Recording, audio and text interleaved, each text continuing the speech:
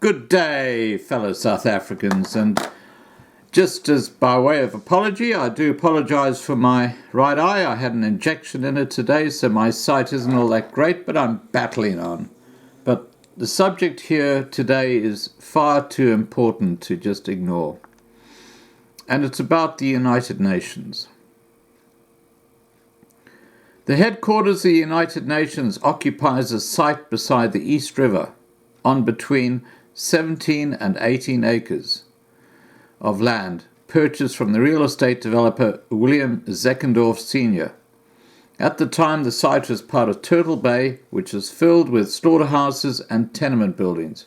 By the 1910s, there was also a pencil factory and a gas company built in Turtle Bay, on the site of the current UN headquarters. The development of Sutton Place and Beacon Place, north of the current UN site, came into the 1920s. A yacht club on the site was proposed in 1925, but it proved to be too expensive. Now look, I'm not into conspiracy theories, okay? I have to tell you that, but I am into interesting and informative research. And this next paragraph kind of sums up the video that's attached to this video. In 1946, Zeckendorf purchased the land with the intention to create an X-City on the site. This complex would contain an office building and a hotel, each 57 stories tall, and an entertainment complex between them. The X-City would also have a smaller apartment and office towers. However, the $8.5 million or $72 million in 2018 for X-City never materialized, and Nelson Rockefeller purchased an option for Zeckendorf's waterfront land in Turtle Bay. The purchase was funded by Nelson's father, John D. Rockefeller Jr. The Rockefeller family owned the Tudor City apartments across First Avenue from the Zeckendorf site. The city in turn spent $5 million or $43 million in 2018 on clearing the land. Now, the bottom line of all this is that the Rockefellers basically built the UN headquarters. They run the UN. They own the land where the UN is situated, and it is not seen as part of US territory. It's seen as like some kind of little country out on its own. And all you have to do is do your own research on the subject. There's a lot of stuff about the United Nations which is very, very weird. And as I say, there's a video coming up that will tell you more about the United Nations. Let me just find... There's a worldwide movement to control you, believe it or not, by seizing your private property and resources. This sounds like something from a movie that is absolutely unbelievable, but it's true, and I don't ask you to believe me by any stretch of the imagination. I want you to go and do your own homework. Look up Agenda 21. It is global in scale, and it is taking root at the local level. Agenda for the 21st century. It is a UN program. The end game is to establish a global government through radical environmentalism. It is the inventory and control plan.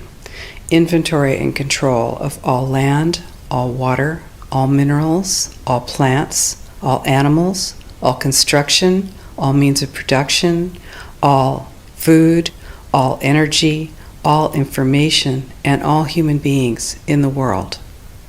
And this is a plan that was agreed to by 179 nations back in 1992. It's a United Nations plan. It's called the Agenda for the 21st Century. And so many of us around the world think that, sustainable development, it just sounds so great. Isn't it about recycling and creative reuse and creating energy and food resources for everyone? And the answer is no, it really is not.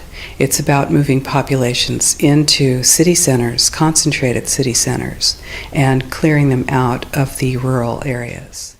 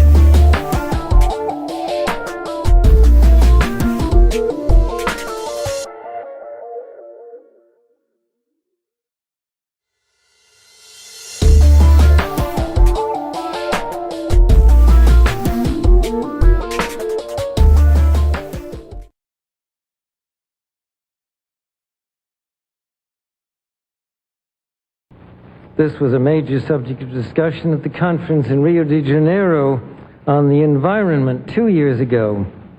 The focus then was on sustainable growth and global development. It was pointed out at the conference that growth is most efficiently managed by the private sector, but regulation of the process by national governments and international bodies is also needed. And once again, the United Nations should certainly be among the catalysts and coordinators of this process.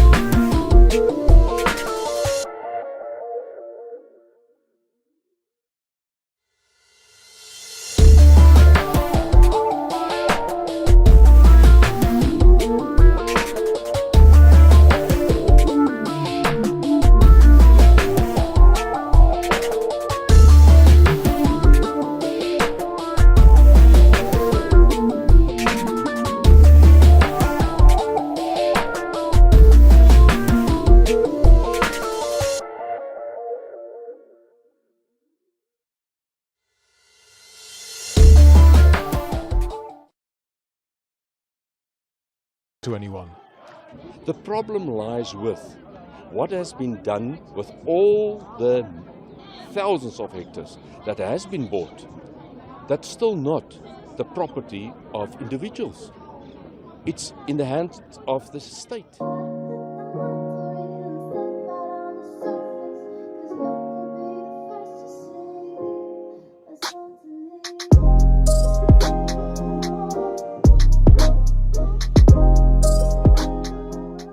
Okay, now why are we talking about the Rockefellers in the same breath as the United Nations? Because guess what?